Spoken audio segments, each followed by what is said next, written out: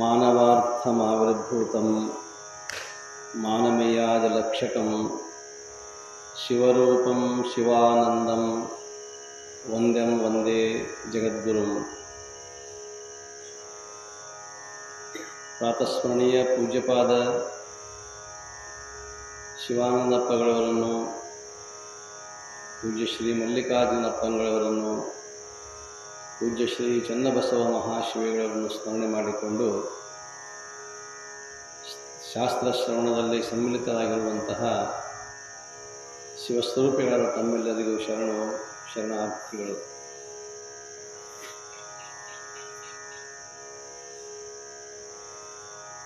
ಬದುಕಿನ ಶ್ರೀಮಂತಿಕೆಯನ್ನು ಕುರಿತು ಋಷಿಮುನಿಗಳು, ಶರಣರು, ಸಂತರು ಬಹಳಷ್ಟು ಚಿಂತನೆಯನ್ನು ಮಾಡಿದರು. ಈ ಬದುಕು, ಈ ಜೀವನ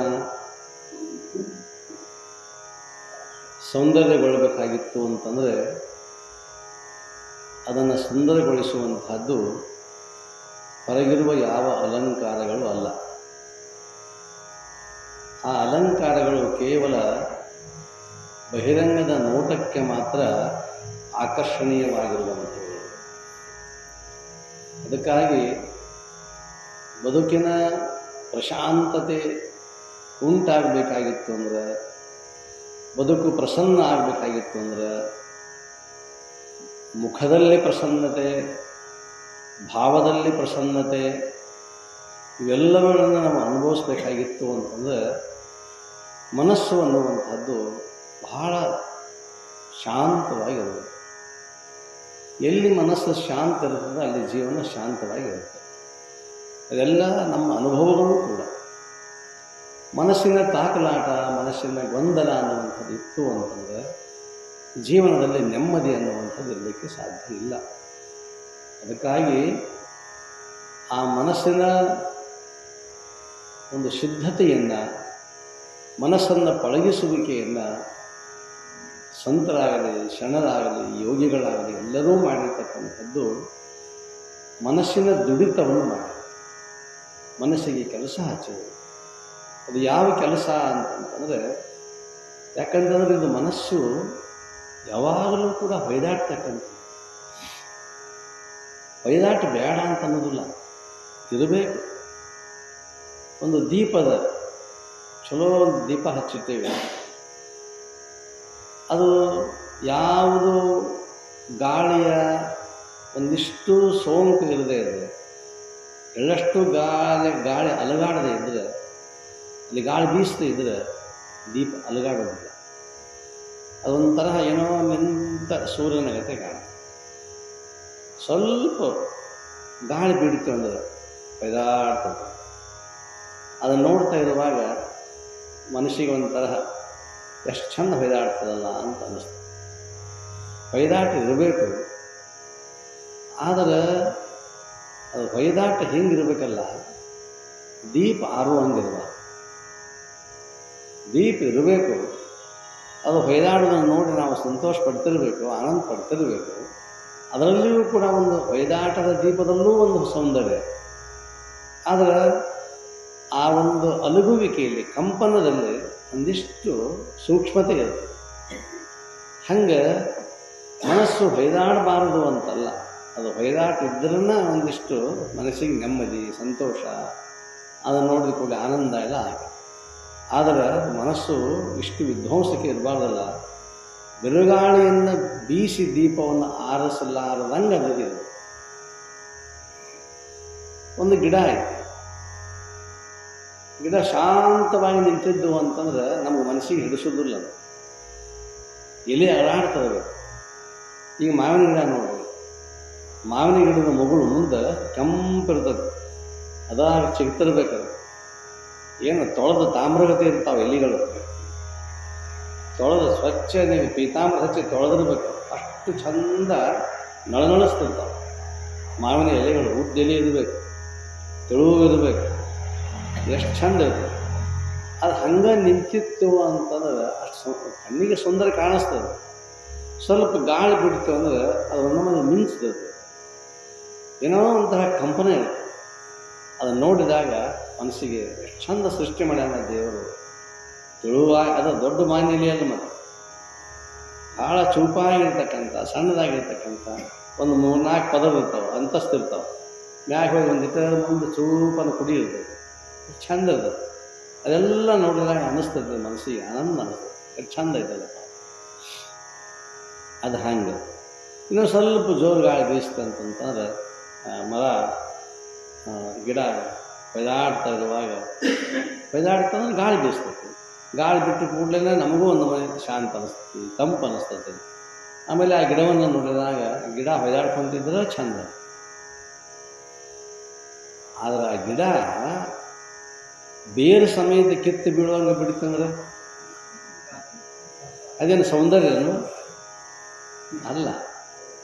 ಹಂಗೆ ಆಗಾಗ ನಾವು ಸಂಸಾರದಲ್ಲಿ ಇದ್ದಾಗ ಅಥವಾ ಒಬ್ಬ ಸಾಧಕನಾಗಿರ್ತಕ್ಕಂಥವನು ಮನಸ್ಸು ಅನ್ನುವಂಥ ದೀಪ ಹೊಯ್ದಾಡ್ತದೆ.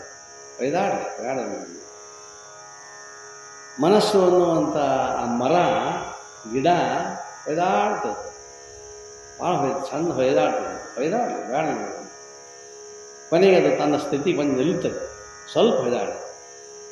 ಮತ್ತು ಬೇರು ಸಮೇತವಾಗಿ ಕಿತ್ತು ಹೋಗುವಂಗೆ ಗಾಳಿ ಬಿಡ್ತಂದ್ರೆ ಅದು ಮರ ಹೆಂಗೆ ಉಳಿತೈತಿ, ಅದು ಗಿಡ ಉಳಿತೈತಿ ಹೆಂಗೆ, ದೀಪ ಉಳಿತೈತಿ ಹೆಂಗೆ. ಆ ರೀತಿಯಾಗಿರ್ತಕ್ಕಂತಹ ಆ ವಾಯುವಿನ ಸಂಘಾತಕ್ಕೆ ನಮ್ಮದು ಮನಸ್ಸು ಬಲಿಯಾಗಬಾರ್ದು ಅಂತ ತಿಳ್ಕೊಂಡು ಅದಕ್ಕೆ ಕೆಲಸ ಹಚ್ಚಿ. ರಾವಣನಿಗೆ ಏನು ಇದ್ದಿದ್ದಿಲ್ಲ, ಬಹಳ ಚಂದ. ಅದು ಇಂದ್ರಪುರ, ಅದು ಇಂದ್ರನಗರಿ, ಲಂಕಾ ಅಂತಂತಂದ್ರೆ ಏನು ವೈಭವ, ಅದು ಅದ್ಭುತವಾಗಿರ್ತಕ್ಕಂಥ ವೈಭವ. ಅಷ್ಟು ಸೌಂದರ್ಯಯುತವಾಗಿರ್ತಕ್ಕಂತಹ ನಗರ ಯಾವುದೂ ಇರಲಿಲ್ಲ, ಯಾವ ರಾಜ್ಯವೂ ಇರಲಿಲ್ಲ. ದೇವಲೋಕವೇ ಬಂದಲ್ಲಿ, ಕೈಲಾಸವೇ ಬಂದು ಇಳಿದದನ್ನು ಅಷ್ಟು ಸುಂದರವಾಗಿ ನಿರ್ಮಾಣ ಮಾಡಿದ್ದ ರಾವಣ. ಬಹಳ ಸುಂದರವಾಗಿರ್ತಕ್ಕಂತಹ ಹೇಳಿದಂಗೆ ಕೇಳ್ತಕ್ಕಂತಹ ಮಂಡೋದರಿ ಹೆಂಡತಿ. ಎಂಥೆಂಥ ವೀರ ಶೂರ ಶಾಂತ ಸ್ವರೂಪ ಆಗಿರ್ತಕ್ಕಂಥ ಮಕ್ಕಳಿದ್ದರು ರಾವಣನಿಗೆ. ವಿಭೀಷಣ ಅಂತಕ್ಕಂಥವು ಎಂಥ ಬಹಳ ಅದ್ಭುತ ಜಾಣನಾಗಿರ್ತಕ್ಕಂಥ ತಮ್ಮ. ಕುಂಭಕರ್ಣ ಬಿಡ್ರಿ, ನಾವು ಯಾರ್ದು ಗದ್ದದ ಇದ್ದಿಲ್ಲ. ಕುಂಭಕರ್ಣ ಯಾರ್ದು ಗದ್ದದ, ಅವನು ಸಹೋದರನೇ. ವಿಭೀಷಣ ಭಗವತ್ ಸ್ವರೂಪ, ಇಷ್ಟು ಅದ್ಭುತವಾಗಿ. ಇಷ್ಟೆಲ್ಲ ಇದ್ದರೂ ಕೂಡ ಹೊಯ್ದಾಡ್ಬಿಡ್ತಲ್ಲ ಮನಸ್ಸು. ಎಷ್ಟು ಹೊಯ್ದಾಡ್ತೇವೆ ಅಂತಂದರೆ ಬೇರೆ ಸಮೇತ ಲಕ್ಷ ಜನ ರಕ್ತಪಾತ ಆಗಿ ಹೋಗ್ತದೆ. ಲಂಕಾದವರು ಲಕ್ಷ ಜನ ಎಲ್ಲ ಹಾಳಾಗಿ. ಇಂತಹ ಹೊಯ್ದಾಟ ಬ್ಯಾಡ ಅನ್ನೋದಿಲ್ಲ, ಅದು ಇರುವುದೇ. ಮನಸ್ಸು ಅಂದರೆ ಇದು ವಾಯು ತತ್ವದಿಂದ ಕೂಡಿರ್ತಕ್ಕಂಥದ್ದು. ಮನಸ್ಸು ಹುಟ್ಟಿದ್ದ ಗಾಳಿಯಿಂದ. ಗಾಳಿ ಬೀಸಬಾರ್ದ, ಹೆಂಗೆ ಬಿಡಾಕ್ ಬರ್ತೈತಿ?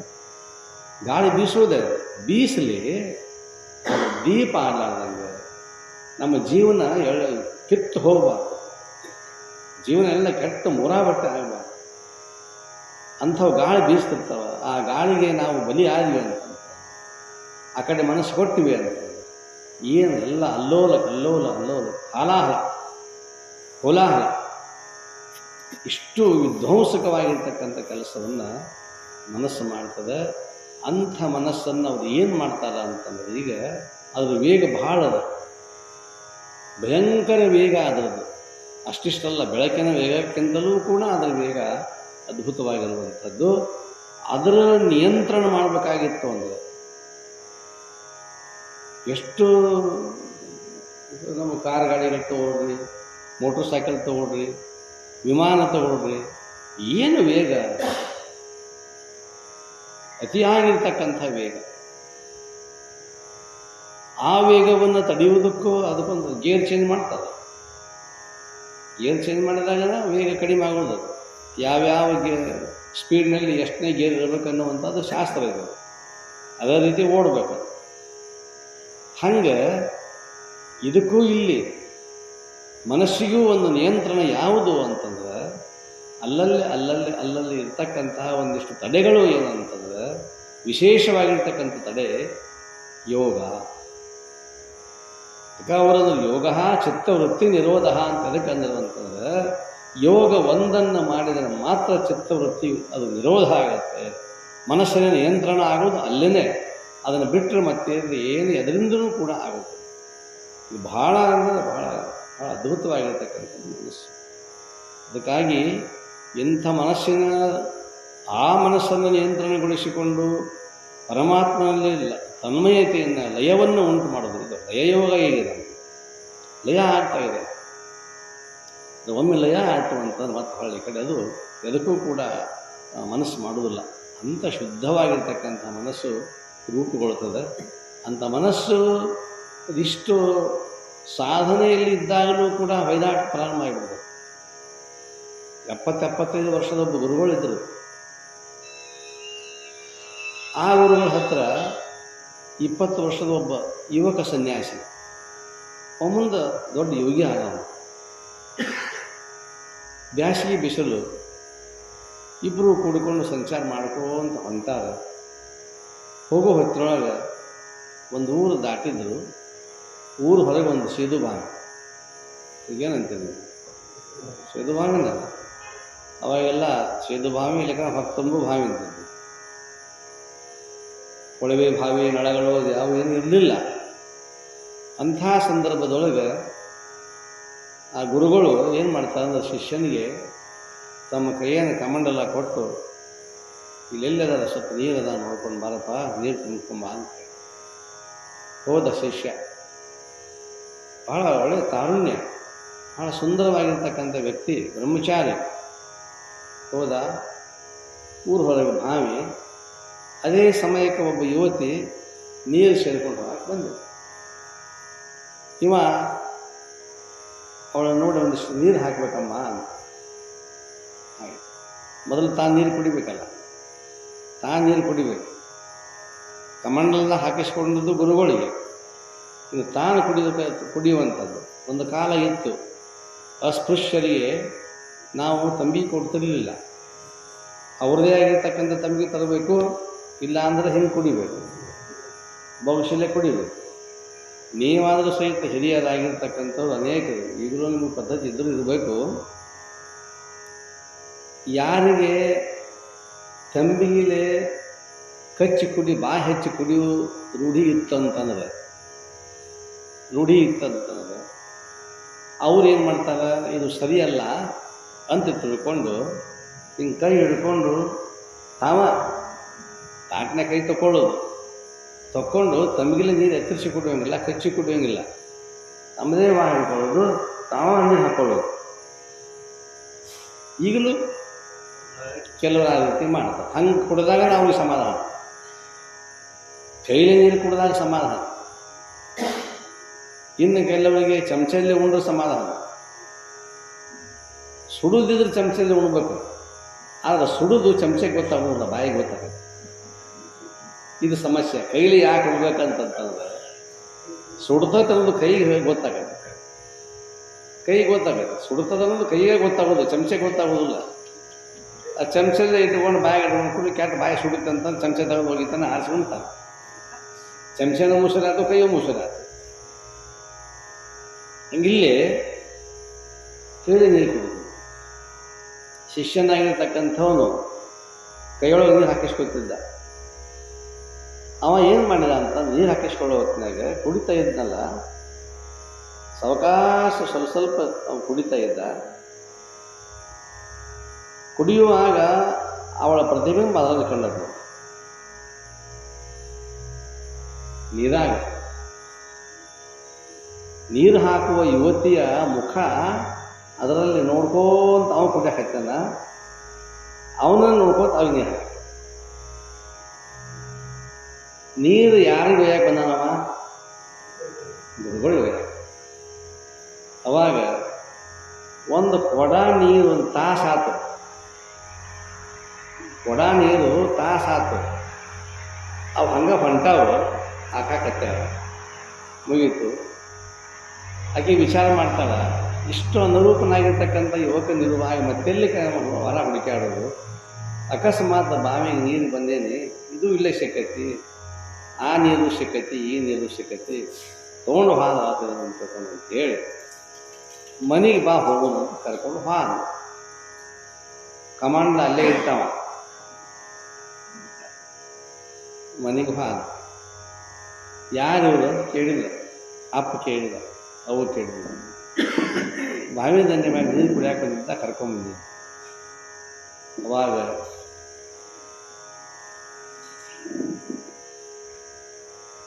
ಇರಾಕೆ ಒಬ್ಬಕ್ಕೆ ಮಂಗಳದಾಳಪ್ಪ, ಮದ್ವೆ ಮಾಡ್ಕೋತೀಯನಂತ ಕೇಳಿದ ಅವ. ಅದಕ್ಕೆ ಬಂದೆ ನಾನು. ಅವ ಬಂದಿದ್ದ ಅದಕ್ಕೆ ಬಂದೆ ನಾನು. ಆಯ್ತು, ಮದುವೆ ಮಾಡಿದ. 3-4 ಮಕ್ಕಳು ಆದವು. ಕಮಂಡಲಿನ ಅಲ್ಲೇ ಐತೆ ಬಾವಿ ದಂಡ್ಯಾಗ. ಕಮಂಡಲ ದೀಪ ಹೊಯ್ದಾಡುತ್ತೆ.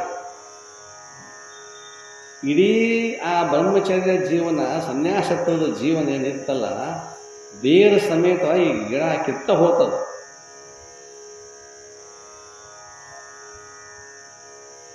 ಆಮೇಲೆ ಗುರುಗಳು ದರ್ಶನ ಆಯಿತು, ಅವ್ರು ನೋಡಿದರು, ದಾರಿ ನೋಡಿದ್ರು. ಅವರು ಅಲ್ಲೇ ಕೂತಾರೆ, ಇನ್ನ ಬರ್ತಾ ಅಂತ ಕೂತಾರ. ಅವರು 4 ಮಕ್ಕಳಿಗೆ ಇವಂಗ ಇನ್ನ ಊರ ಹೊರಗ ಗುಡಿಯಾಗಾರ. ಇನ್ನ ಕಾರಣ ಅಂತಂದ್ರೆ ಮನಸ್ಸು ಅನ್ನುವಂಥದ್ದು ಏನು ಅಲ್ಲೋಲ ಕಲ್ಲೋಲ ಮಾಡ್ತದೆ ಯಾಕಂದಿಲ್ಲ. ಅದರ ವೇಗವೂ ಬಹಳ. ಅದರ ವೇಗವನ್ನು ತಡೆಯಲಿಕ್ಕೆ ನಮ್ಗೆ ಏನು ಬೇಕು ಅಂತಂದ್ರೆ ಯೋಗ ಅನ್ನುವಂಥದ್ದು ಬೇಕು. ಅದು ಮನಸ್ಸನ್ನು ನಿಯಂತ್ರಣ ಮಾಡ್ತಕ್ಕಂಥ ಕೆಲಸವನ್ನು ಮಾಡ್ತದೆ. ಅದಕ್ಕೆ ಅವ್ರು ಹೇಳಿದರು ಎಷ್ಟು ವೇಗ ಅದ ಅಂತಂದರೆ, ನಿನ್ನೆ ಮುಗಿಸಿದ ಕೂಡಲೇ ಶ್ರೀರಾಮ್ ಸರ್, ಬಸವ ಸರ್ ಅಂದರು. ಅವ್ರ ಮಾತನ್ನ ಮುಂದಿನ ಮಾತು ಹಾಕೊಂಡು ಹೇಳೋದು, ಮನಸ್ಸು ಗೆದೆಯುವುದು ಕಠಿಣ, ಜಡದಲ್ಲಿ ಒಂದು ಇಷ್ಟು ವೇಗದವು ಎಲ್ಲಿಯೂ ಇಲ್ಲ. ಇಷ್ಟು ವೇಗದಷ್ಟು ಸಾಮಗ್ರಿಗಳು ಈ ಜಡ ಪದಾರ್ಥಗಳಲ್ಲಿ ಒಂದೂ ಇಲ್ಲ. ಇವೆಷ್ಟೇ ವೇಗದ ಒಂದು ಸಹಿತ ಇವತ್ತರ ವೇಗನೇ ಬೇರೆ. ಈಗ ಗೇರ್ ಹಾಕಬೇಕು, ಎಕ್ಸಲೇಟರ್ ಹಿಡಿಬೇಕು, ಮತ್ತು ಏನೇನೋ ಮಾಡಬೇಕು, ಗದ್ದದಾವು. ಆದರೆ ಇದಕ್ಕೆ ಏನೇನು ಯಾವ ಗೇರೂ ಇಲ್ಲ, ಎಕ್ಸಲೇಟರು ಇಲ್ಲ, ಸ್ಟಾರ್ಟರು ಇಲ್ಲ, ಏನೂ ಇಲ್ಲ. ಬರೀ ಅಂದ್ಬಿಡೋದು. ಅದ ಬರೀ ಅನ್ನೋದು. ಒಂದು ಶಬ್ದ ಅಂದುಬಿಟ್ರೆ ಅದು ಶಬ್ದ ಎಷ್ಟು ವೇಗವಾಗಿ ಹೋಗಿಬಿಡ್ತದೆ. ಅದರ ವೇಗಕ್ಕೆ ಸರಿ ಮಿಗಿಲಾಗಿರ್ತಕ್ಕಂಥದ್ದು ಯಾವ್ಯಾವುದೂ ಇಲ್ಲ. ಅಷ್ಟು ಅದ್ಭುತವಾಗಿರ್ತಕ್ಕಂಥ ವೇಗ. ಜಡದಲ್ಲಿ ಒಂದು ಇಷ್ಟು ವೇಗದವು ಸಾಮಗ್ರಿ, ವಾಹನ ಯಾವೂ ಇಲ್ಲ. ಇಷ್ಟು ವೇಗ ಮನಸ್ಸಿದೆ. ಇದು ತನ್ನ ಸ್ವಾಧೀನವಾದರೆ ಯೋಗವಾಯಿತು. ನಿಮಿಷವಾದರೂ ನಿಮ್ಮ ನೆನಹು ನಿಂದೊಡೆ ಮುಕ್ತಿ ಸಂಬಂಧಿಸದೆ ಇಹುದೇ. ಸೂತ್ರಕ್ಕೆ ಉತ್ತರ ಕೊಡ್ತಾರೆ. ನಿಮಿಷವಾದರೂ ನಿಮ್ಮ ನೆನಹು ನಿಂದೊಡೆ ಮುಕ್ತಿ ಸಂಬಂಧಿಸದೆ ಇಹುದೇ. ಒಂದು ನಿಮಿಷವೂ ಸಹಿತ ನಿಲ್ಲಾಗ್ತಾ ಇರಲಿಲ್ಲ. ಒಂದು ನಿಮಿಷ ನೋಡಿ, ನಿಜಗುಣ ಶಿವಿಗಳು ಎಷ್ಟು ಅದ್ಭುತವಾಗಿ ಹೇಳ್ತಾರಂತಂದ್ರೆ, ಬರೀ ಒಂದೇ ಒಂದು ನಿಮಿಷ ಅನ್ನುವಂಥದ್ದು, ಮನಸ್ಸು ಅನ್ನುವಂಥದ್ದು ನಿಂತು ಅಂತಂದ್ರೆ, ಆಟಮ್ ಬಾಂಬ್ ಎಷ್ಟಿರ್ತದೆ ಅದು,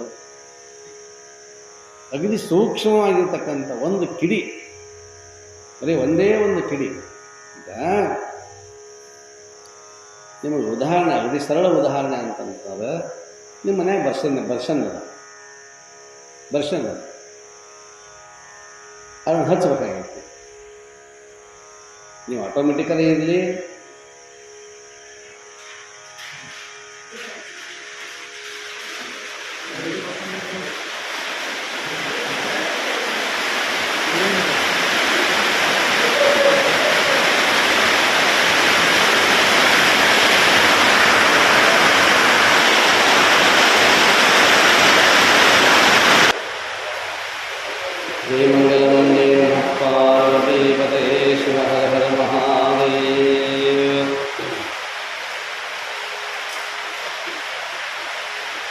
ಮನಸ್ಸು ಅನ್ನುವಂಥದ್ದು ತನ್ನ ಸ್ವಾಧೀನ ಆಯಿತು ಅಂತಂದರೆ ಅದು ಯೋಗ. ಇಂಥ ಯೋಗಿಗೆ ದುಃಖವೇ ಇಲ್ಲ. ದುಃಖ ಆಗುವುದು ಯಾರಿಂದ ಅಂತೇಳಿ ಮನಸ್ಸಿನಿಂದಲೇ ದುಃಖ. ಸುಖ ಮತ್ತು ದುಃಖ ಆಗೋದು ಮನಸ್ಸಿಗೆ. ದೇಹಕ್ಕೆ ಏನೂ ಇಲ್ಲ. ದೇಹಕ್ಕೆ ಏನೂ ಇಲ್ಲ. ದೇಹಕ್ಕೆ ಏನದ ಅಂತ ಕೇಳಿದ್ರೆ ಜನನ ಮರಣ ದೇಹಕ್ಕೆ ಇದೆ. ಹುಟ್ಟುವುದು ಸಾಯುವುದು ಮಾಡೋದು ಇದಕ್ಕೆ. ಶೋಕ ಮೋಹಗಳು ಇರೋದು ಮನಸ್ಸಿಗೆ. ಅದಕ್ಕೆ ಶೋಕ ಮೋಹ. ಮನಸ್ಸು ಅದು ಸಂತೋಷಗೊಳ್ತದೆ ಮತ್ತು ದುಃಖವನ್ನು ತಾನೇ ಅನುಭವಿಸ್ತದೆ. ಅದಕ್ಕಾಗಿ ಶೋಕ ಮೋಹಗಳಿಂದ ಕೂಡಿರುವಂಥದ್ದು ಮನಸ್ಸು, ಜನನ ಮರಣ ವ್ಯಾಧಿಗಳಿಂದ ಕೂಡಿರುವಂಥದ್ದು ದೇಹ. ಇದರ ಲಕ್ಷಣ ಇದೆ. ಇದು ಹುಟ್ಟೈತಿ, ಜನನ ಮರಣ ಸಾಯ್ತೈತಿ, ಮತ್ತು ಎರಡರ ಮಧ್ಯದಲ್ಲಿ ಒಂದಿಷ್ಟು ರೋಗ ಬರ್ತಾವೆ, ಮತ್ತೆ ಏನಿಲ್ಲ. ಆದರೆ ಈ ಹುಟ್ಟುವುದು ಸಾಯುವುದು ರೋಗ ಇದೇನು ಮನಸ್ಸಿಗೆ ಸಂಬಂಧನೇ ಇಲ್ಲ. ಅದರ ರೋಗ ಬೇರೆ ಇಲ್ಲ. ಅದಕ್ಕೆ ಶೋಕ ಮೋಹ. ಶೋಕ ಅಂದರೆ ದುಃಖ, ಮೋಹ ಅಂತಂದರೆ ಅದರಲ್ಲಿ ಮುಳುಗೋದು. ಈ ರೀತಿಯಾಗಿರ್ತಕ್ಕಂಥದ್ದು ಇದು ಮನಸ್ಸು ಅನ್ನುವಂಥದ್ದು. ಇದು ಯೋಗಿಗೆ ದುಃಖವನ್ನು ಕೊಡ್ತಕ್ಕಂಥದ್ದು ಇಲ್ಲವೇ ಇಲ್ಲ. ಮತ್ತು ಸುಖಾನು ಕೊಡ್ತದ ಅಂತಂದ್ರೆ, ಸುಖ ಅಂದರೆ ಮತ್ತು ಇಂದ್ರಿಯಜನ್ಯದ ಸುಖ. ಸುಖ ಅನ್ನುವಂಥದ್ದು ಒಂದಿಷ್ಟು ಏನೋ ತೃಪ್ತಿ ಅದ ಆಗಲಿ. ಬಾಯಲ್ಲಿ ಒಂದಿಷ್ಟು ಜೇನುತುಪ್ಪನೋ ಅಥವಾ ಒಂದಿಷ್ಟು ಹಾಲು ಅಥವಾ ಒಂದಿಷ್ಟು ಕರ್ದದ ಬಜಿನೋ ಪುರೇನೋ ಇಂಥವು ಏನು ತಂದ ಕೂಡಲೇ ಒಂದಿಷ್ಟು ಏನೋ ತೃಪ್ತಿ ಮನಸ್ಸಿಗೆ ಏನೋ ಅನ್ನಿಸ್ತದೆ. ನಾಲಿಗೆ ಮೇಲೆ ಇಟ್ಕೊಂಡು ಕೂಡಲೇ ಒಂದು ಸ್ವಲ್ಪ ಏನೋ ಸುಖ ಅಂತ ಅನಿಸ್ತದೆ. ಆದರೆ ಅದು ಭಾಳ ತಂದರೆ ಅದ ದುಃಖ. ಮನುಷ್ಯನಿಗೆ ಅಷ್ಟೇ ಅಲ್ಲ, ಈ ನಾಯಿಗಳಿಗೆ ಏನಾರ ನೀವು ಅಲ್ಲದ ಪದಾರ್ಥ ಹಾಕಿಬಿಟ್ರಿ ಅಂತಂದ್ರೆ ತಿಂಥದ್ದು ಗೊತ್ತಾಗೋದಿಲ್ಲ ಪಾಪ. ಪ್ರಾಣಿಗಳು ತಿಂದು ಬಿಡ್ತಾವೆ. ಈಗ ದನಗಳ ಮುಂದೆ ನೀವು ಒಂದು ಬುಟ್ಟಿ ಅನ್ನ ಇಟ್ಟರೆ ತಿಂತಾವು. ತಿನ್ನು ಒಳ್ಳೆಯ ಸುಖದಿಂದ ಆನಂದವಾಗಿ ತಿಂತಾವೆ. ತಿಂದ ನಂತರ ಅದು ಮುಂದಿನ ಪರಿಣಾಮ ಏನಿಲ್ಲ, ಅದು ಸತ್ತ ಹೋಗೋದು. ಇಟ್ಟವು ನಾನ, ಈಗ ಅದು ಸತ್ತತಿ ಅಳವನು ನಾನು. ಅದಿಲ್ಲಿ ಸುಖ ದುಃಖಗಳನ್ನು ಮೀರಿರ್ತಕ್ಕಂಥದ್ದು ಯೋಗ. ಸುಖವೂ ಇಲ್ಲ. ಸುಖ ಆತಂದ್ರೆ ಮತ್ತೊಂದು ಕ್ಷಣ ದುಃಖ ಆತಂದ್ರೆ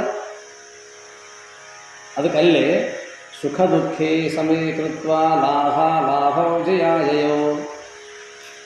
ಸುಖ ಬಂದರೂ ಅಷ್ಟೆ, ದುಃಖ ಬಂದರೂ ಅಷ್ಟೆ, ಲಾಭ ಆದರೂ ಅಷ್ಟೆ, ಶೀತ ಆದರೂ ಅಷ್ಟೆ, ಉಷ್ಣ ಆದರೂ ಅಷ್ಟೆ. ದ್ವಂದ್ವಾತೀತವೋ ವಿಮತ್ಸರ. ಎರಡನ್ನು ಮೀರಿರ್ತಕ್ಕಂಥವನು, ಯಾವ ಮತ್ಸರವೂ ಇಲ್ಲ.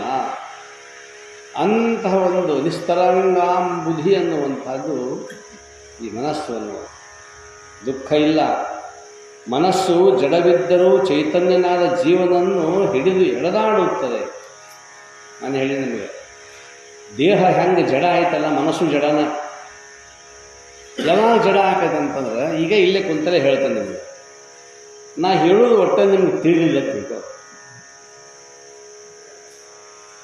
ಜಡ ವಿಷಯ ಜಡ ಆಕೈತೆ ನೀವ ಅಂತೀರಿ. ವಿಷಯ ಜಡ ಕಿವಿಗೋ, ತಲೆಗೋ, ಹೊಟ್ಟಿಗೋ, ನೆತ್ತಿಗೋ, ಕೈಗೋ, ಕಾಲಿಗೋ, ಮನಸ್ಸಿಗೆ. ಇಂಥ ಜಡವಾಗಿರ್ತಕ್ಕಂಥ ಮನಸ್ಸು ಅದು ಏನು ಮಾಡ್ತದಂತಂದ್ರೆ ಚೈತನ್ಯನಾಗಿರ್ತಕ್ಕಂಥ ಜೀವನನ ಹಿಡಿದು ಎಳೆದಾಡ್ಬಿಡ್ತದೆ. ಚೈತನ್ಯವನ್ನು ಸಹಿತ ಆ ಕಡೆ ಎಳೆದಾಡಿಸ್ಬಿಡ್ತದೆ. ನಾವು ಅಷ್ಟು ತಾಕತ್ತು ಇದಕ್ಕೆ. ಅಂದರೆ ಚೈತನ್ಯನಾದ ಜೀವನವನ್ನು ಹಿಡಿದು ಎಳೆದಾಡುತ್ತದೆ. ಈಗ ಮನೆಯನ್ನು ಬಿಟ್ಟು ಬರುವುದಾಗುವುದಿಲ್ಲ ಅಂದರೆ ಮನೆಯು ಇವನನ್ನು ಹಿಡಿದು ಕಟ್ಟಿ ಹಾಕಿರುವುದೋ ಹೇಗೆ? ತಿಳಿದು ವಿಚಾರಿಸಲಿಲ್ಲ ಅವರಂತ. ಏನಪ್ಪ ಹುಲಿಯಪ್ಪ ಬರೋವಲ್ಲ, ಏನು ಮನೇನೆ ಬಿಡುವಲ್ಲ.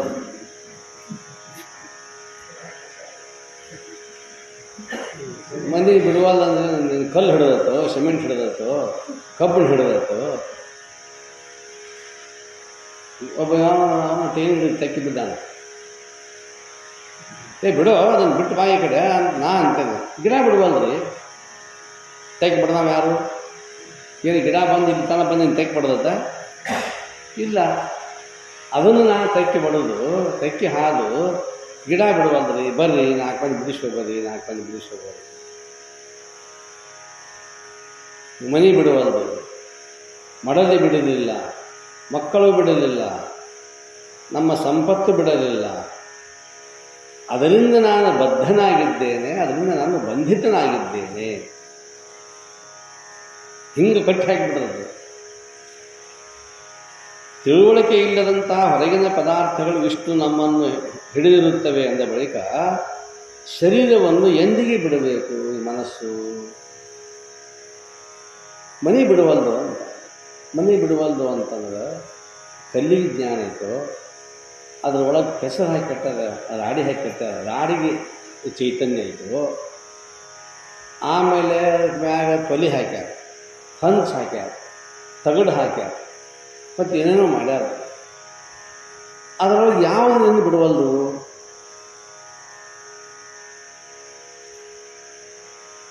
ಮನೆ ಹೆಸರು ಹೇಳ್ತಾನ, ಮನೆ ಬಿಡುವಲ್ರಿ. ಮನೆ ಬಿಡುವಲ್ದು ಅಂತಂದ್ರೆ ಮನೆಯನ್ನ ಹಾಕಿ 4 ದಿವಸ ಹೋಗ್ಬೇಕು ಊರಿಗೆ. 4 ದಿವಸ ಅಪ್ಪ ಇರಬಾರ್ದು, ಅವು ಇರಬಾರ್ದು, ಮನ್ಯಾಗ ಯಾರು ಒಂದು ತಮ್ಮ ಇರಬಾರ್ದು, ಯಾರು ಇರಬಾರ್ದು, ಇಬ್ಬರೇ ಇರಬೇಕು. 4-5 ದಿವಸ, 1 ವಾರ ಆ ಕಡೆ ಹೋಗ್ಬೇಕು. ಅವಾಗ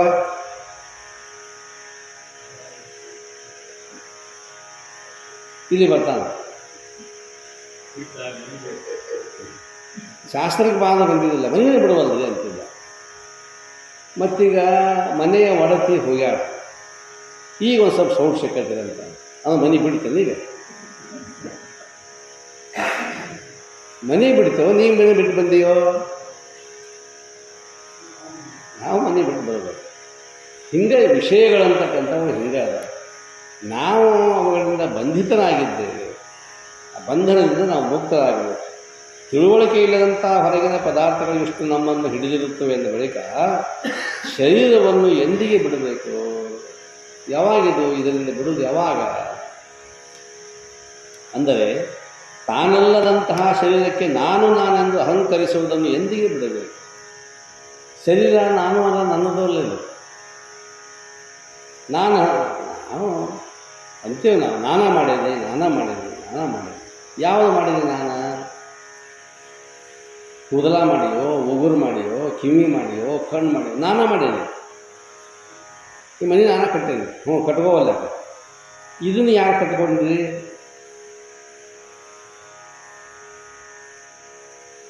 ಕಾಲು ನಾ ಮಾಡಿಲ್ಲ. ಕಾಲಾಗಿಂದ ಒಟ್ಟು ವಿಚಾರ ಮಾಡಿದ್ರೆ ನೀವು ಸಹಜ ಈಚೆ ಕಡೆ ದಂಡಿದ ಒಂದು ಬರೋದು ಏನೋ ಆಗಿ ಇದು ಕಟ್ ಆದ ತಿಳ್ಕೊಳ್ಳೋದು. ಇದು ದಂಡಿದ, ಇದು ಅದಕ್ಕೂ ಉಪಯೋಗ ಇಲ್ಲದು. ಕಿರಿಬೆರಳು ಇದು ಹೆಬ್ಬೆರಳಾದ ಮತ್ತು ಭಾಳ ಡೇಂಜರ್ ಬಿಡ್ರಿ. ಇದು ಹೆಬ್ಬೆರಳು ಇದು ಹೋಗೋಯ್ತು ನೋಡಿ, ಹೊತ್ತಿನಾಗ ಕಾಂಬ್ ಬಡಿತು, ಏನೋ ಮೂಲಿ ಬಡಿತು, ಇದು ಭಾಳಷ್ಟು ಏನೋ ಅದು ಆಗಿ ಫ್ರ್ಯಾಕ್ಚರ್ ಆಗಿಬಿಡ್ತು. ಫ್ರ್ಯಾಕ್ಚರ್ ಹೆಂಗೆ ಆತ ಮುರಿದ ಹೋಗಿತ್ತು. ಇದನ್ನೇನು ಕುಡ್ಸಾಕೆ ಬರೋಂಗಿಲ್ಲ, ತೆಗೆದ ಬಿಡೋದು. ಇದು ಕಚ್ಚಿ ತೆಗೆದು ಬರೀ ಇದು ಒಂದು ಕಿರಿಬೆರಳು ಹೋಗಿದ್ದಕ್ಕೆ ಕಾಲಿಗೆ ಗ್ರಿಪ್ ಸಿಗೋದಿಲ್ಲ ನಿಮ್ಮದು. ಮತ್ತು ಅದನ್ನ ತೆಗಿಸ್ಕೊಟ್ರಿ ನಿಂದಾಗಲ್ಲ. ಇದಕ್ಕೆ ನಾನು ಅಂತಿದ್ದೆ.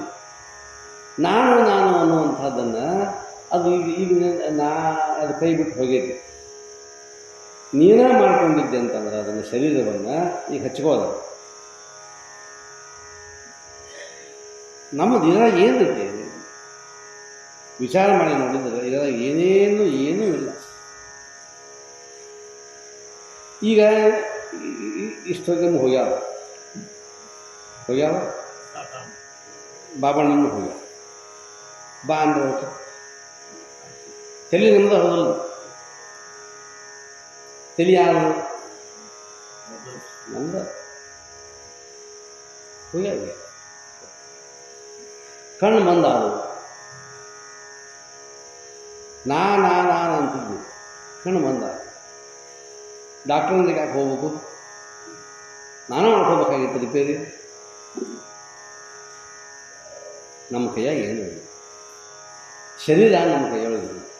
ನಾವು ತಿಳ್ಕೊಂಡಿವಿ ಅಜ್ಞಾನದಿಂದ, ಇದು ನಾನು ಮಾಡೀನಿ ಅಂತೇನೆ ಅಂದಲ್ಲ. ಆದ್ದರಿಂದ ಈ ದೇಹದಲ್ಲಿ ಕೂಡಿದಂಥ ಇಂಥ ಅಜ್ಞಾನ ತಿಳುವಳಿಕೆಯನ್ನು ಬಿಡಿಸಲಿಕ್ಕೆ ಯೋಗ ಬೇಕು. ಈ ಅಜ್ಞಾನವನ್ನು ತೆಗೆದು ಹಾಕಲಿಕ್ಕೆ ಏನು ಬೇಕಾಗಿದೆ ಅಂದರೆ ಯೋಗ. ಯೋಗ ಅಂದರೆ ಏನೂ ಅಲ್ಲ, ಮನಸ್ಸಿನ ಬಂಧನಗಳನ್ನು ಬಿಡಿಸೋದು ಅಷ್ಟೇ ಕೆಲಸ. ನಿಮ್ಗೆ ಹೇಳಿದ್ದೇನೆ, ಶಿಲ್ಪಿ ಮೂರ್ತಿ ಮಾಡ್ತಾನೆ. ಮೂರ್ತಿ ದೇವರು ಮಾಡಂಗಿಲ್ಲವ. ಒಬ್ಬ ಶಿಲ್ಪಿ ಅಂತ ನಾವು ಹೋಗ್ತೀವಿ, ಕಲಾದಿಗೋ, ಲೋಕಾಪುರ, ಬಾಗಲಕೋಟೆಗೋ, ಜೈಪುರಕ್ಕೋ ಎಲ್ಲೆಲ್ಲೋ ಹೋಗ್ತೀವಿ. ಚಲೋ ಮೂರ್ತಿ ಮಾಡಿಸ್ಬೇಕಂತ ತಿಳ್ಕೊಂಡು ಹೋಗ್ತೀವಿ. ನಾವು ದೇವರ ಮೂರ್ತಿ ಬೇಕಂತ ಅವ ಮೂರ್ತಿ ಮಾಡೋದಿಲ್ಲ. ಶಿಲ್ಪಿ ಮೂರ್ತಿ ಮಾಡೋದಿಲ್ಲವ. ಆ ಮೂರ್ತಿಗೆ ಪ್ರತಿಬಂಧಕವಾಗಿರ್ತಕ್ಕಂಥ ಅವು ಕೆಲವೊಂದು ಅಂಶಗಳಿದಾವೆ. ಅದನ್ನು ಹೊಡೆದು ತೆಗಿತಾನ. ಅದು ತೆಗೆದು ಕೂಡಲೇ ದೇವರ ತಾನಾಗಿರ್ತದೆ. ಗೊತ್ತಾದ ನಿಮ್ಗೆ? ದೇವರು ಅನ್ನುವಂಥ ಒಂದು ಕಲ್ಪನೆ, ದೇವತ್ವ ಶಕ್ತಿ ಅಂತಕ್ಕಂಥದ್ದು ಕಲ್ಲೊಳಗೆ ಐತಿ. ಇದು ಮೂಗಾಗಬೇಕಾತಂದ್ರೆ ಇಷ್ಟು ತೆಗಿಬೇಕಲ್ಲ, ಇದು ತೆಗಿಬೇಕಲ್ಲ. ಮುಂದೆ ಇದಿಷ್ಟು ತುಟಿ ಆಗ್ಬೇಕಾತಂತಂದ್ರೆ ಇಲ್ಲಿಗೆಲ್ಲ ತಗೋಬೇಕು, ಇದೆಲ್ಲ ತೆಗಿಬೇಕು. ಹಿಂಗೆ ಒಂದೊಂದು ಈ ಮೂಗಿಗೇನು ಪ್ರತಿಬಂಧಕ ಆಗೈತಿ, ಹಣೆಗೆ ಏನು ಪ್ರತಿಬಂಧಕ ಆಗೈತಿ, ಹುಬ್ಬಿಗೆ ಏನು ಪ್ರತಿಬಂಧಕ ಆಗೈತಿ. ಬರೀ ಹುಬ್ಬು ಇಷ್ಟೆಲ್ಲ ಮಾಡಿದಷ್ಟ ನಡೆಯುವುದಿಲ್ಲ. ಕಣ್ಣು ಆಗ್ಬೇಕಾತಂದ್ರೆ ಕಣ್ಣಿನಲ್ಲಿ ಇಲ್ಲಿ ಒಳಗಿರ್ತಕ್ಕಂಥ ಕೆಲವೊಂದು ಅಂಶವನ್ನು ತೆಗಿಬೇಕು. ಇವೆಲ್ಲ ಅಂಶಗಳನ್ನು ತೆಗೆದು ಇಟ್ಬಿಡ್ತಾನವ. ಅವೇನು ತೆಗಿತಾನಲ್ಲ ಸೂಕ್ಷ್ಮ ಉಳಿಯಿಂದ ತೆಗೆದ ನಂತರದಲ್ಲಿ ಉಳಿಯುವುದೇನು? ಮೂರ್ತಿ, ದೇವರು. ಹಂಗೆ ಗುರು ಆಗಿರ್ತಕ್ಕಂಥವನು, ಗುರು ಅಂತಕ್ಕಂಥ ಶಿಲ್ಪಿ ನಮ್ಮಲ್ಲಿ ಕೆಲವೊಂದು ಅವಿದ್ಯಾ, ಅಸ್ಮಿತಾ, ರಾಗ, ದ್ವೇಷ, ಅಭಿನಿವೇಶ, ಮಲ, ವಿಕ್ಷೇಪ, ಆವರಣ,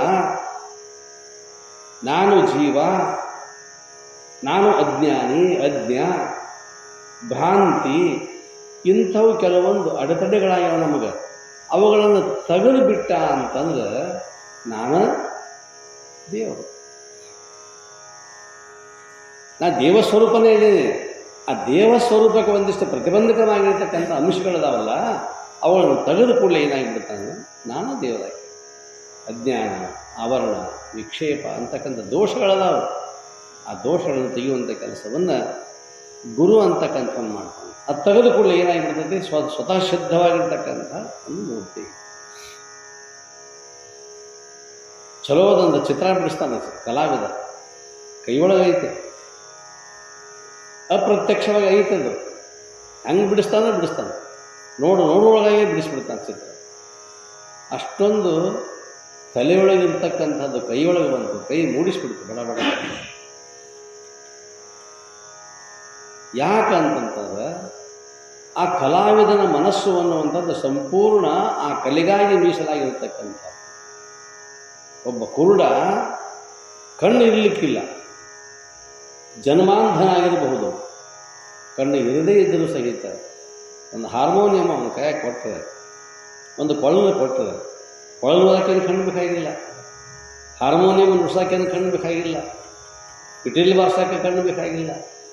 ಬರೀ ಧ್ವನಿಯಿಂದ ಪಂಚಾಕ್ಷರಿ ಗವಾಯಿಗಳು, ಪುಟ್ಟರಾಜ ಗವಾಯಿಗಳು ಕಣ್ಣು ಇರಲಿಲ್ಲ. ಎಂಥ ಸಾಧನೆ ಅಂತಕ್ಕಂಥ. ಇನ್ನು ಪಾಪ ಕೆಲವರಿಗೆ ಬುದ್ಧಿ ಕಡಿಮೆ ಇರ್ತದೆ. ಬುದ್ಧಿ ಕಡಿಮೆ ಇತ್ತು ಅಂತಂದ್ರೆ ಹೃದಯ ಸ್ವಚ್ಛ. ಒಂದಿಲ್ಲ ಒಂದು ಐತಲ್ಲ, ಆ ದೇವರು ನನಗೆ ಕೊಟ್ಟಾನಲ್ಲ ನಮಗೆ. ನಮ್ಗೆ ಹಂಗಾಗೋದಿಲ್ಲ. ಇಬ್ಬರು ಮಕ್ಕಳದಾವ ಅಂತಂದ್ರೆ, 4 ಮಕ್ಕಳದಾವ ಅಂತಂದ್ರೆ ಇದೊಂದು ನಮೂನೆ ತಾನ ಹೇಳ್ತಾರೆ ಮಂದಿ ಬಂದವ್ರಿಗೆ, ಇವು ಹಿಂಗದಾನ. ಇವೊಂದು ಸ್ವಲ್ಪ ಭಾಳ ಮುಬ್ಬದಾನ. ಇವಂದ ನಮಗೆ ಚಿಂತೆ ಭಾಳ ಮಬ್ಬ, ತಲೆನೂ ಓಡಿಸೋಂಗಿಲ್ಲ. ಆದರೆ ಅವನ ಹುಡುಗ ಹಿಂಗೆ ಹೇಳೋಂಗಿಲ್ಲ, ಅದನ್ನು ಹೇಳಬಾರ್ದು. ಅವನಷ್ಟು ಪ್ರೇಮ ಇವರು 3 ಮಂದಿ ಯಾರೂ ಇಲ್ಲ ಇವ್ರ ಮ್ಯಾಲೆ. ಸಾಲಾಗ ಮಬ್ಬದ ನಾವು ಹೃದಯದಾಗ ಹೃದಯವಂತಿಕೆ ಅನ್ನುವಂಥದ್ದು ಅಪ್ಪಗ ಅವ್ಗ ಮನೆಯಾಗ ಯಾರಿಗಾರ ಏನಾರ ಆತಂತಂದ್ರೆ ಸ್ವತಃ ತಾನ ನಿಂದಿರ್ತಾನೆ. ಇವರು 3 ಮಂದಿ ತಮ್ಮ ಒಂದು ಹುಡುಗಿ ತಮ್ಮರು ಸಾಲಿ ಟೈಮ್ ಆಗೈತಿ, ಈಗ ಪಿರಿಯಡ್ ತಪ್ಪದಂದು ಸರ್ ಬಿಡಿತಾರೆ, ಟೀಚರ್ ಬಿಡಿತಾರೆ. ಇವನು ಸಾಲಿಗೆ ಹೊಂಟಿದ್ದ, ಬಡ ಪಾಠಶಾಲೆ ಹೊಡೆದ, ಗುಳಿಗೆ ತೊಗೊಂಬಂದ, ಒಂದು ಗ್ಲಾಸ್ ನೀರು ತೊಗೊಂಡ ಕೊಟ್ಟ. ಅವರು 3 ಮಂದಿ ಸಾಲಿ ಹೋಗ್ಯಾರ. ಇವು ಮನ್ಯಾಗ ಕಾಪಾಡೋ ಯಾರು? ಬುದ್ಧಿ ಇಲ್ಲಾರ್ದವನು ಕಾಪಾಡ್ಯಾನ. ಬುದ್ಧಿ ಇರ್ಲಿಕ್ಕಿಲ್ಲ ಅವನಿಗೆ. ಅವನಿಗೆ ಐತೇನೋ ಹೃದಯ ಪ್ರೀತಿ, ಅಲ್ಲಿ ಮಾತೃವಾತ್ಸಲ್ಯ, ಪಿತೃವಾತ್ಸಲ್ಯ ಒಂದು ಇದ್ರೂ ಒಂದು ಇಲ್ಲಿ. ಆದರೆ ಇಲ್ಲಿ ಹೇಳ್ತಕ್ಕಂಥದ್ದು ಅಂತಂತಂದ್ರೆ ಈ ಮನಸ್ಸು ಅನ್ನುವಂಥದ್ದು ಅಜ್ಞಾನವನ್ನು ತೆಗೆದು ಹಾಕ್ತಕ್ಕಂಥ ಕೆಲಸ ನಮಗಿಲ್ಲಿ ಆಗ್ತಕ್ಕಂಥದ್ದು.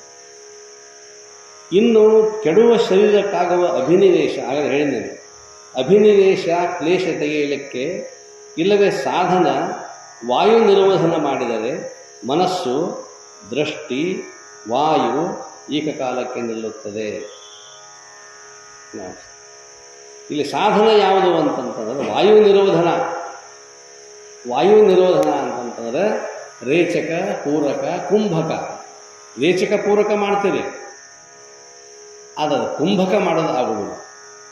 ಅದು ಕುಂಭಕದಲ್ಲಿ ಮತ್ತೆ 2 ಪ್ರಕಾರ: ಬಹಿರಂಗ ಕುಂಭಕ, ಬಹಿರ್ಕುಂಭಕ, ಅಂತರ್ಕುಂಭಕ. ವಾಯುವನ್ನು ತೆಗೆದುಕೊಂಡ ನಂತರದಲ್ಲೂ ಸಹಿತ ನಿಲ್ಲಬೇಕು, ಒಂದು ಕ್ಷಣ ನಿಲ್ಲಬೇಕು. ಬಿಟ್ಟ ನಂತರದಲ್ಲೂ ನಿಲ್ಲಬೇಕು. ಬಹಿರ್ಕುಂಭಕ ಅಂದರೆ ಬಿಟ್ಟ ನಂತರದಲ್ಲಿ. ಅಂತರಕುಂಭಕ ಅಂತಂದ್ರೆ ಉಸಿರು ತೊಗೊಂಡಿರ್ತೀವಿ, ತೊಗೊಂಡ ನಂತರ ಏಕದಮ್ ಬಿಡುವಂಗಿಲ್ಲ, ಸುಮ್ಮನೆ ಹಿಡಿದು ನಿಲ್ಲಿಸೋದು ಒಂದು 20-25 ನಿಮಿಷ.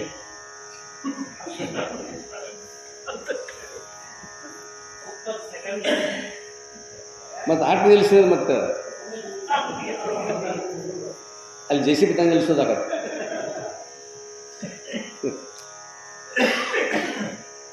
ಒಂದು ಕ್ಷಣ ಇರ್ತದೆ.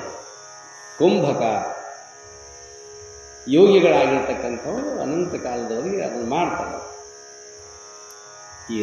ಇದನ್ನು ವಾಯು ನಿರೋಧನ ಅಂತ ಕರೀತಾರೆ. ವಾಯು ನಿರೋಧನ ಅಂತಂದರೆ ಆ ವಾಯುವನ್ನು ತಡೆಗಟ್ಟುವಂಥ ಕೆಲಸ, ಕುಂಭಕವನ್ನು ಮಾಡುವಂಥದ್ದು.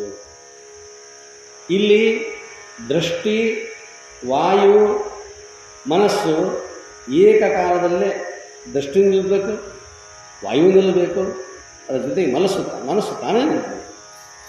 ಇಲ್ಲಿ ಮೊದಲೇ ಮನಸ್ಸನ್ನು ಹಿಡೀಲಿಕ್ಕೆ ಹೋಗಬಾರ್ದು. ಹೇಗಿಲ್ಲ, ಮೊದಲು ಮನಸ್ಸನ್ನು ನಿಲ್ಲಿಸಿ ಆಮೇಲೆ ನಾವು ವಾಯು ತಡೆಗಟ್ಟುತ್ತೇವೆ ಅಂತಂದ್ರೆ ಇದನ್ನು ಒಯ್ತೈತೆ. ಎಲ್ಲಿ ಹೋಗಿರ್ತೈತೋ ಒಗಿತೈತೆ, ಕೆಳಗೆ ಹೋಗ್ಬೋದು. ಅಷ್ಟು ಅದರ ವೇಗ ಅಂತಕ್ಕಂಥದ್ದು. ಹೇಗೆ ಹಾಯುವ ಹೋರಿ ಹಿಡಿಯುವವರು ಮೊದಲು ಮೂಗುದಾಣಕ್ಕೆ ಹಚ್ಚಿದ ಹಗ್ಗವನ್ನು ಹಿಡಿದು ಜಗ್ಗಿದರೆ ಅದರ ಕೂಡಿಯ ಹೋರಿ ತಾನೇ ಜಗ್ಗಿ ಹೋತ ಹೋದಲ್ಲಿಗೆ ಬರುತ್ತದೆ, ಹೀಗೆ ಎತ್ತಿಸಬೇಕು.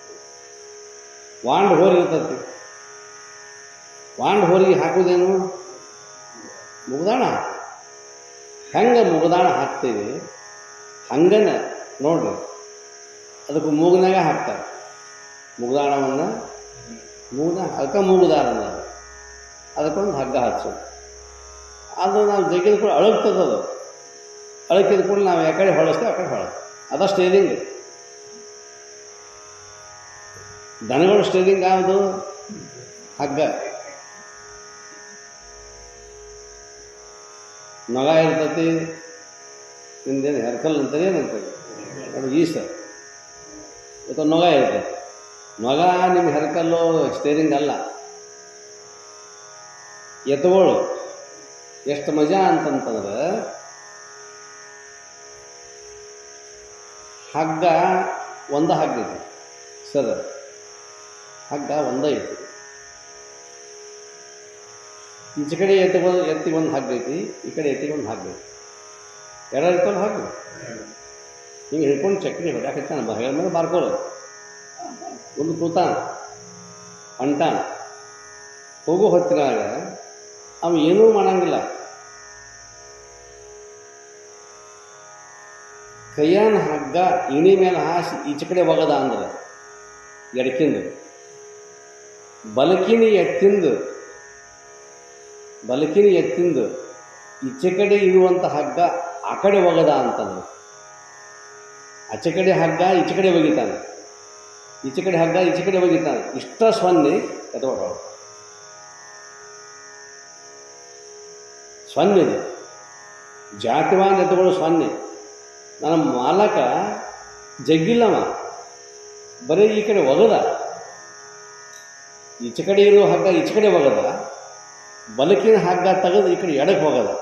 ಎರಡು ಹಗ್ಗ ಎಡಕ್ಕೆ ಹೋದು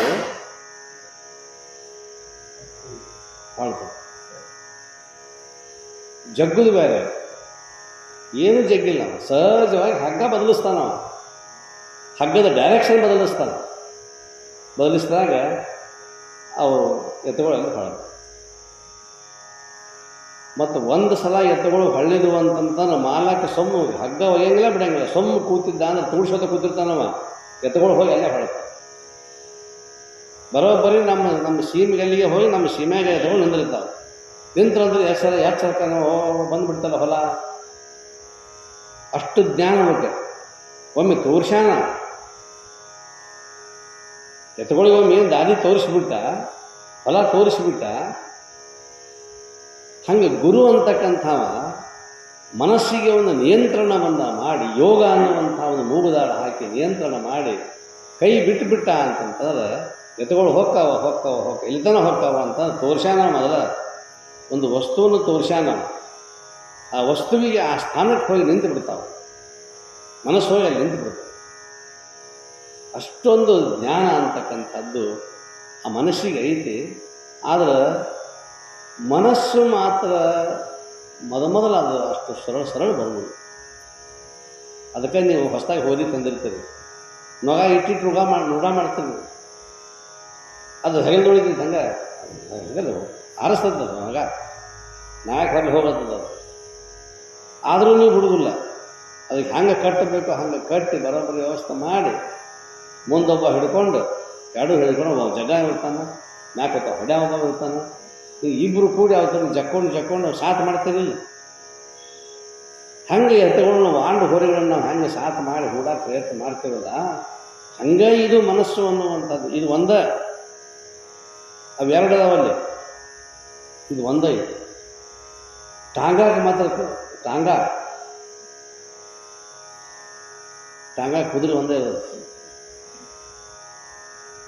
ಅವು ಎರಡು ಕುದುರೆ ಟಾಂಗ ಅದಾವ, ಅವು ಬೇರೆ. ಇವು ಟಾಂಗ ಕುದುರೆ ಒಂದೇ. ಅದು ಹಂಗೆ ಒಂದು ಸಲ ಆ ಜಾಗ ಅದು ಎತ್ಕೊಳ್ಗತ್ತೆ ಅಲ್ಲದು, ಭಾಳ ವಾಂಡ ಕುದುರೆ. ಆ ಜಾಗ ಬಿಟ್ಟು ಅದರೊಂದು ಬೌಂಡ್ರಿ ಇರ್ತೈತೆ. ಬೌಂಡ್ರಿ ಬಿಟ್ಟು ಮುಂದೆ ಸ್ವಲ್ಪ ಹೊಡ್ಯಾಕೆ ಹೋದ್ರೆ, ಗದಿಗೆ ನಾವು ನೋಡ್ತಿದ್ವಿ ಶಿವಾನಂದ ಮಠದಾಗ. ಶಿವಾನಂದ ಮಠನ ಲಾಸ್ಟ್, ಯಾರು ಬಂದರೂ ಅಲ್ಲಿಗೆ ಬರ್ತಿದ್ರು. ಮುಂದೆ ಕಳಸಾಪುರ ಅಂತ ಒಂದು ರೋಡ್ ಇತ್ತು, ಕಳಸಾಪುರ ಅಂತ ಒಂದು ಊರು. ಅದರ ಸಮೀಪಕ್ಕೆ ಹೋಗ್ಬೇಕಂತಂದ್ರೆ ಏನು ನಾ ಮಠಕ್ಕೆ ನಿಂದ್ರಾವಂತದ ಕುದುರೆ. ಬೇಕಾದ್ರೂ ಟಾಂಗ ತೊಗೊಂಬರ್ಲಿ, ಅದು ಹಿಂಗೆ ಮಾಡ್ತಿರ್ತಾವ, ಹೊಡೆದ ಹೊಡ್ಯಾವ ಹಿಂಗೆ ಹಾರ್ತಿತ್ತು ಮ್ಯಾಗ.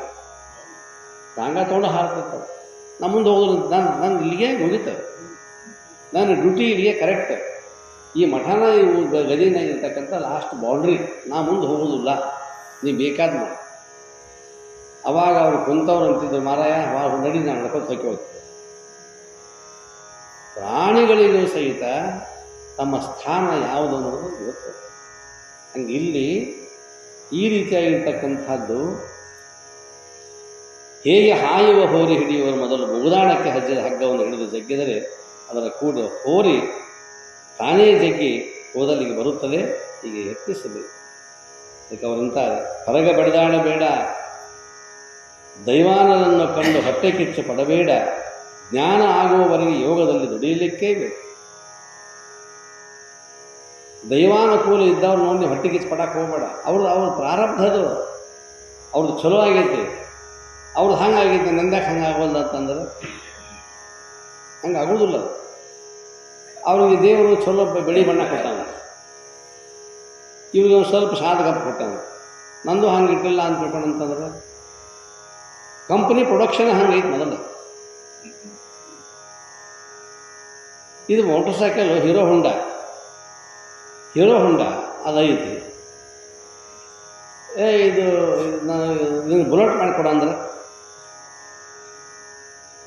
ಕಂಪ್ನಿ ಅದು ಹೀರೋ ಹೊಂಡಾ ಕಂಪ್ನಿ, ಆ ಕಂಪ್ನಿ ಮಾಲ ಬೇರೆ, ಈ ಕಂಪ್ನಿ ಬೇರೆ.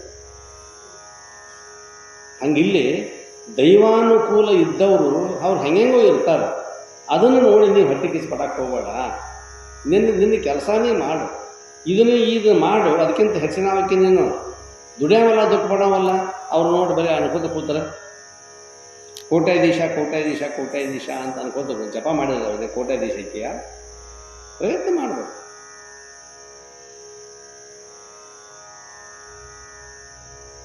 ಈಗ ಅರಸು ಪದವಿ ಸುಮ್ಮನೆ ಬರುವುದೋ, ಜಪ ತಪವಿಲ್ಲದೆ ಅಥವಾ ಜೀವ ಕೊಡದೆ ಅರಸರಾಗುವರೆ. ನಾವು ರಾಜ ಆಗ್ಬೇಕಂತೀವಿ. ರಾಜ ಆಗ್ಬೇಕಂತಂದ್ರೆ ಹೋರಾಟ ಮಾಡಬೇಕು, ಸಾಮ್ರಾಜ್ಯವನ್ನು ಸ್ಥಾಪನೆ ಮಾಡಬೇಕಾಗಿತ್ತು ಅಂತಂದ್ರೆ ಬೇರೆ ಅರಸರನ್ನು ಸೋಲಿಸಬೇಕು, ಯುದ್ಧ ಮಾಡಬೇಕು, ದಾಳಿ ಮಾಡಬೇಕು, ನಮ್ಮ ಪರಾಕ್ರಮವನ್ನು ತೋರಿಸ್ಬೇಕು. ಅವಾಗ ನಮಗೆ ವಿಜಯ ಲಕ್ಷ್ಮಿ ಅಂತಕ್ಕಂಥ ಹೊಳಿತಾಳೆ. ಅಲ್ಲೇ ಅರಮನೆ ಕೂತ್ಕೊಂಡು ಮಲ್ಕೊಂಡು, ಪಲ್ಲಂಗದ ಮೇಲೆ ಮಲ್ಕೊಂಡು ರಾಜ ಆಗ್ಬೇಕು, ಕೋತರಾಜ ಆಗೋಗುತ್ತೆ. ರಾಜ ಆಗ್ಬೇಕಂತಂದ್ರೆ ಮತ್ತು ಆಚಕಡಿ ರಾಜ ಬಂದು ಇವನು ಬರೋಬ್ಬರಿ ಎಲ್ಲ ಅರಮನೆ ವಶಪಡಿಸ್ಕೊಂಡು, ನಡಿಯಪ್ಪ ಕೋತರಾಜ ಕೌದಿ ಹರಕ್ಕೆ ತಲಗುಂಬ ರಗಟಿ ತೊಗೊಂಡು ಬಗಲ ಇಟ್ಕೊಂಡು ಹನುಮಂತರ ಗುಡಿಗೆ ಅಲ್ಲಿ ದುಡಿತಾನ. ಒಬ್ಬ ರಾಜ ಆಗ್ಬೇಕಾದ್ರೆ, ಅರಸ ಆಗ್ಬೇಕಾದ್ರೆ ಎಷ್ಟು ಪ್ರಯತ್ನ ಐತೋ, ಹಾಗೆಯೇ ರಾಜವಿದ್ಯಾ ರಾಜಗುಹ್ಯಂ ಪವಿತ್ರಂ ಇದಂ ಉತ್ತಮಂ ಪ್ರತ್ಯಕ್ಷಾವಗಮಂ ಧರ್ಮಂ ಸುಸುಖಂ ಕರ್ತಂ ಅವ್ಯಯ. ರಾಜವಿದ್ಯೆ ಇದು ಅಧ್ಯಾತ್ಮ ವಿದ್ಯೆ ಅಂತಕ್ಕಂಥದ್ದು. ಅಂಥ ರಾಜವಿದ್ಯೆಯನ್ನು ಪಡೆದುಕೊಳ್ಬೇಕಾಗಿತ್ತು ಅಂದರೆ ನಿನ್ನಲ್ಲಿ ಒಂದಿಷ್ಟು ಸಾಹಸದ ಕೆಲಸ ಅಂತ ಅದಾವ. ಆ ಸಾಹಸದ ಕೆಲಸವೇ ಯೋಗ. ಅದನ್ನು ಮಾಡು. ಅದನ್ನು ಮಾಡಿದಿ ಅಂತಂತಂದ್ರೆ ನಿನ್ನ ಸರಿಸಮಾನರು ಯಾವ ರಾಜರು ಅಲ್ಲ, ಯಾವ ಅರಸರು ಅಲ್ಲ, ಯಾವ ಚಕ್ರವರ್ತಿಯೂ ಅಲ್ಲ. ಅದನ್ನು ಸಾಧನೆ ಅಂತ.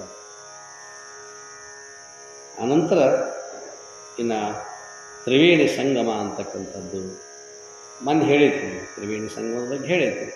ಮತ್ತು ಅದೇ ವಿಷಯವನ್ನು ಇನ್ನೊಂದಿಷ್ಟು ಸವಿಸ್ತಾರವಾಗಿ ಹೇಳ್ತಾರೆ. ನಾಳೆ ನೋಡು. ಜೈ ಮಂಗಲಂ, ಜೈ ನಮಃ ಪಾರ್ವತೀಪತೆ ಶಿವ ಹರ ಹರ ಮಹಾದೇವ.